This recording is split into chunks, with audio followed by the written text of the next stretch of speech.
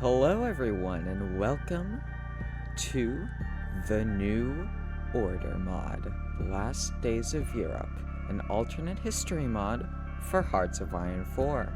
Today, the long-awaited mod, I will finally be diving in and I will be showing you a sort of showcase, should I say, of the mod. We are on version 1.10F, the cutting room floor, patch F. We are going to be starting a new game, obviously, in the 1962 scenario.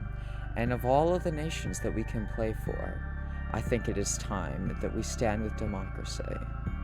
But it is not today that we stand with just and true democracy. We will stand with South Africa. We will stand with a nation that is a monarchy without a monarch, a nation torn by racial injustice, but a nation that is a gleaming light at the tip of the dark continent. We will be fighting back the Nazis at whatever cost, and we will deal with our internal struggles. But I do not think that this will be easy. This will be a challenge. This is going to be, in many ways, one of the hardest games that I've played yet. Now, I've played South Africa quite a bit, but never on the new patch, and I think, and there's many different ways that you can play South Africa. There's lots of different branches, because it's obviously the New Order mod. If you guys don't know what that is, it's basically like a new game within Hearts of Iron 4. It is set in 1962, and it is basically what if Germany won World War II. Now, I'll probably put in the description the link to the wiki, and I'll also probably put a link to the Steam download for the mod so that you guys can all go and pick this up, as well as the music mod that accompanies this, because I'm not sure if you can hear it right now, but the music... Wait. That sounds like Hoi4 music. Did I make a mistake? What is going on here? I don't want Hoi4 Classic. There we go. No. There we go, Burgundian Lullaby. Yes, you've got all this beautiful music. You've got the Last Waltz of Europe, which is obviously another submod. And I think that I really don't like Burgundian Lullaby. It's a little bit scary, so we're going to start with Allies Piece 1. Wait a second, though, but that's part of the base game. Maybe it isn't. I don't know. Whatever. But, anyways, it is time that we begin. I have already read this myself, but I'm going to slowly scroll through this so that you can read about the Dominion of South Africa.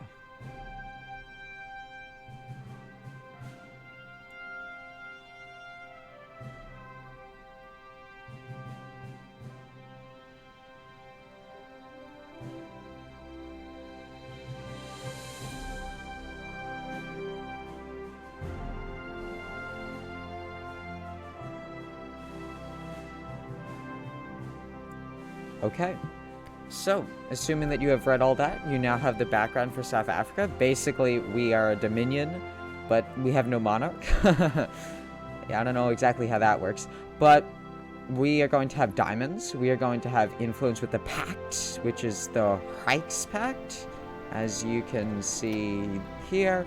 Here is all of the region info if you want to read that. I'll just scroll down. The Dark Continent.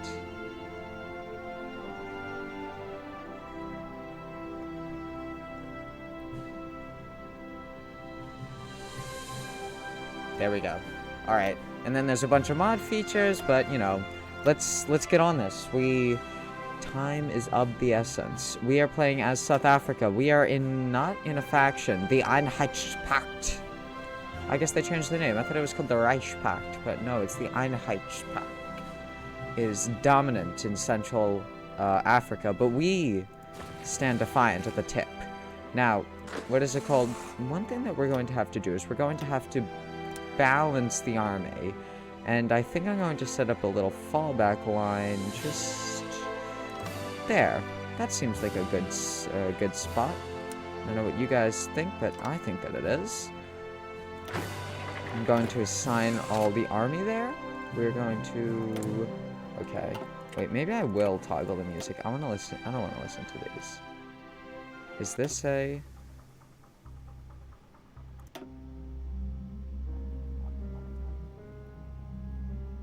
The New Order... Because this is from the base game.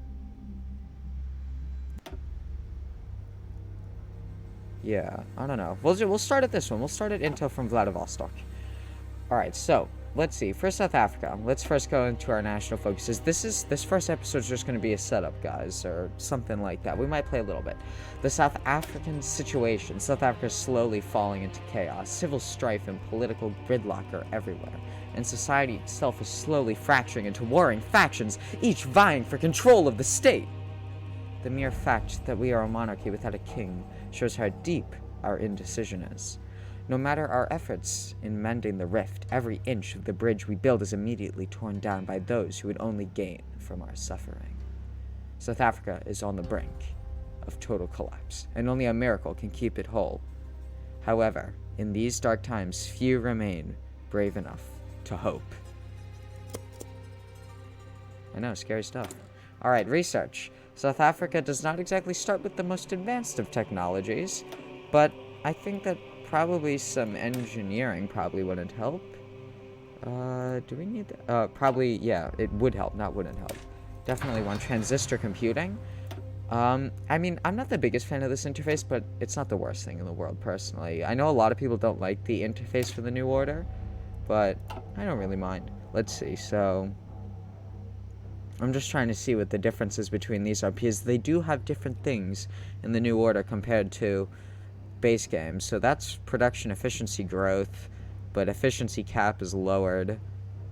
And I think I actually might switch to horizontal industrial organization because it looks a little bit better. And oof, we're behind on airplane design. Oh my god, we're still using Spitfires. Well, Hawker and Tempest. I think we do actually still have Spitfires though in our like thing, but I think I am going to do the combined operations doctrine. Let me just say, because doctrines are very important, and we're going to be fighting a war that is pretty much constantly on the defensive, because look at the Einheitspact. Pretty big. So we're going to have to choose a fitting doctrine, and I was thinking that maybe we want to get defense. So as we can see here, prepared readout. That's good. Entrenchment, planning. I like that. Defense. Ooh, that's... Oh, wow, that's actually nice. That's good. I like that too. Army soft attack. That's not that bad either. Supply consumption. That would be good if we could get that. But we can only choose between one or the other. And then that's recovery, which is good. Recovery rate is very good because you want to be able to attack, recover, and then attack again. Breakthrough, good. Planning speed, very good. You want to be able to plan fast because if you can get a battle plan out faster, you can attack faster. Military, oh, yes. That is nice. Alright, so we're not going to do this because we're not going to really have a big giant tank army. Well, I like that. I like combined operations. It's not that bad either. We get both of these. So soft... Oh, that's support companies. Ooh, I do like that. That's pretty good. And then we either have air support or naval support. Now, here's the thing is, we're probably not going to ever have any of these. Like, let's see. Let's go to our helicopters. I mean, we could have some helicopters. They do have helicopters in this game, which is really cool. But I think that we might go strategic theorem doctrine, go down this side, and then do this, because I think that that'll benefit us the most.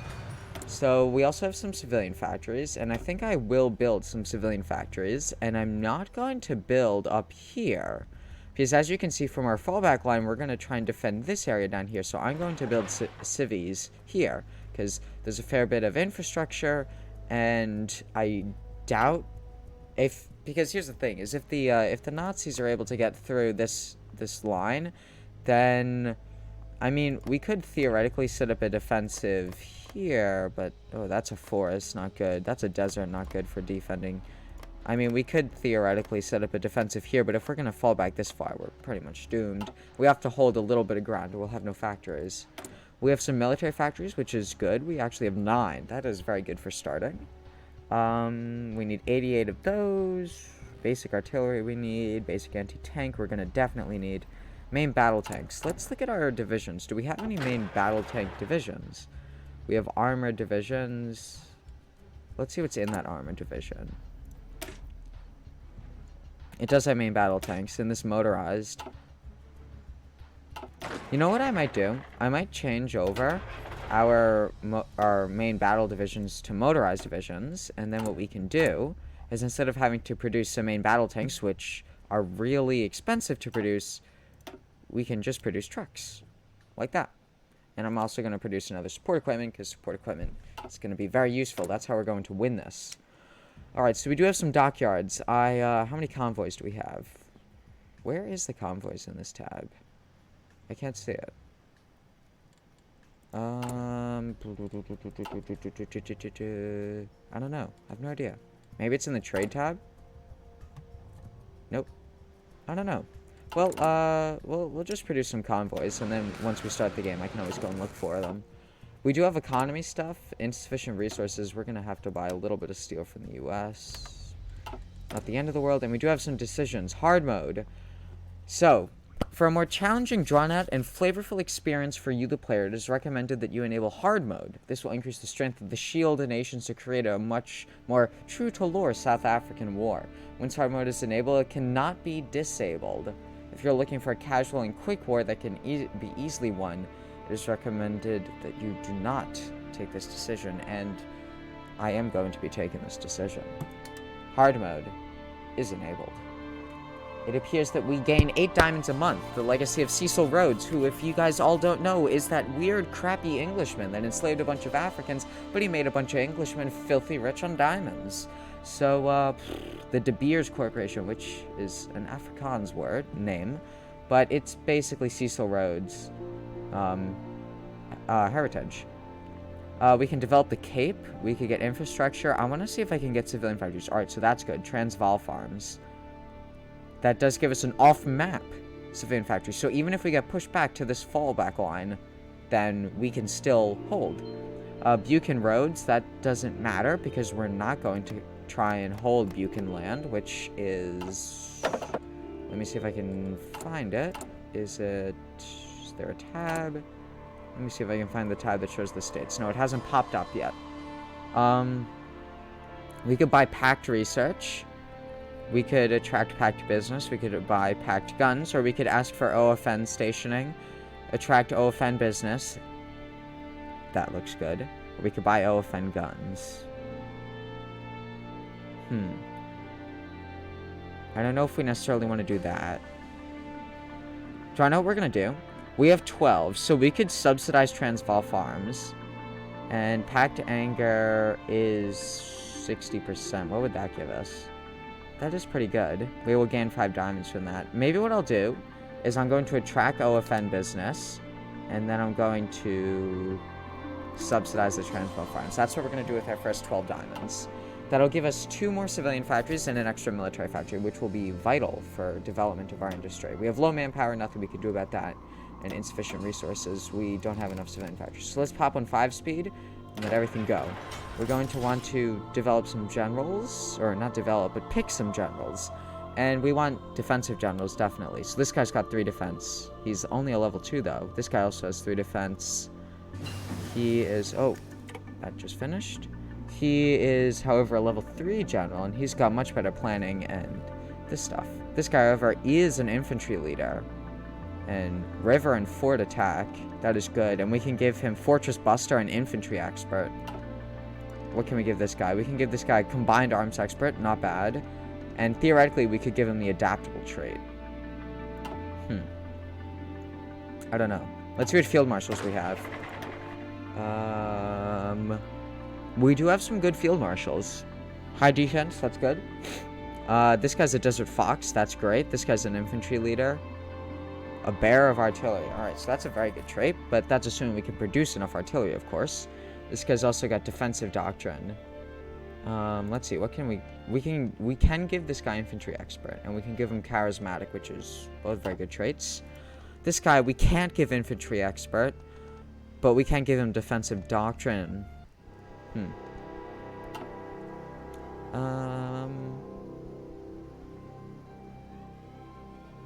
I think I'm gonna go with this guy. Because this extra division defense is definitely going to be vital when we're fighting. So I'm going to pick this guy as our field marshal. And I think I am going to pick this guy as our infantry guy because he's got a lower skill, so we can obviously skill him up. And we're not really using panzers. Our entire army is infantry, so even though we could give this guy adaptable too, I think it would be a waste of a trait. So I'm going to make this guy our infantry person. We do have free military factories, so we're going to pop that onto artillery because we do plan on building lots of artillery. Or actually, let's actually go to logistics and see how long will it take for us to develop all these. 2,000 days for anti-tank. 391 days. 1,800. 344. We're definitely going to have to increase our production efficiency. That is god-awful. But okay. So, I finally set up. Basically, what is it called? I've only played South Africa where I went down this side, talked with the ANC, where I sat down with Tambo and all those people. And I know that in that situation, the Boers, or the Afrikaners, or the South Africans of Dutch descent, they rise up in like these provinces here. However, maybe I'll do something different. Maybe I will maintain the status quo. Which might not exactly be the best. That's the thing, because I am playing on hard mode. And I don't know if I want to necessarily do things on hard mode. But I'm not sure, because actually, you know what? Let's go through it together. Let's see. Maintain the status quo. Conservative democracy will increase support for the monarchy. However, this will get event opening bridges. This will reduce monarchy support. This will, we will gain more diamonds. We will weaken their radicals, which is good stability. Pact anger definitely raised. But we don't care. They're going to declare war on us anyways. Factory output, docket output, but production efficiency growth, that's pretty good too, actually. The winds of change, replaced with high taxes, not that bad. It's not that bad. Ban extremists, these are all just events that you can get. Old wars or new wars, this is actually a very good decision. It gives you like a bunch of brigades, I think, that are all of African, like actual African descent. Like black African descent. Votes on the vote. This is a good one because this modifies divided nation, which, as you can see, not exactly the best thing. Now let's look at this side. This increases monarchy support. Okay, heavy-handed measures. This also gives us extra diamonds. This increases the draft, giving us lots of manpower, which is pretty good. Crack down on their publications. It's okay. Who is leading them? Oh, gets event Robben Island. That's the place where Nelson Mandela, where he was kept. This is who is funding them. It's not that bad, actually. That's pretty good. He was supporting them. I don't know. Support anti-ANC broadcast. That's okay. More diamonds. That is good. That is good. That gives us lots of equipment, which we will need. And then the ANC pacified, which replaces multi-party state with controlled opposition. But I don't think we ever get rid of divided nation, or modified at least, which isn't exactly the best thing. Let's see, what is multi-party state? Oh, we don't have that yet. Desperate neutrality. I'm not 100% sure. Because I don't know if the Boers are still going to rise up if I do this. Whereas I know that if I do this side, then they won't.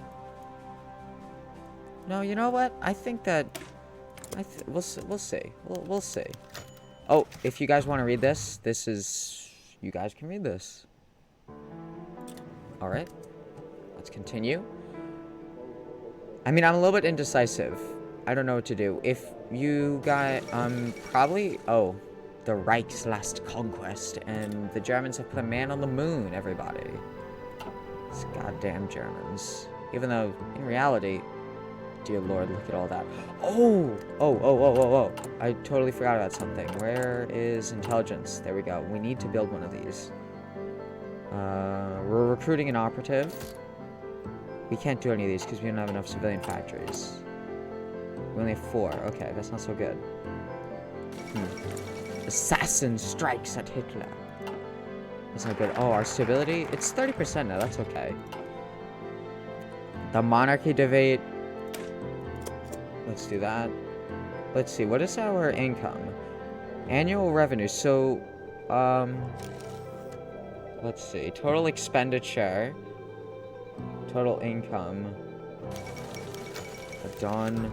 Oh, so Spears is successor. If you want to read this, you can read this. Okay.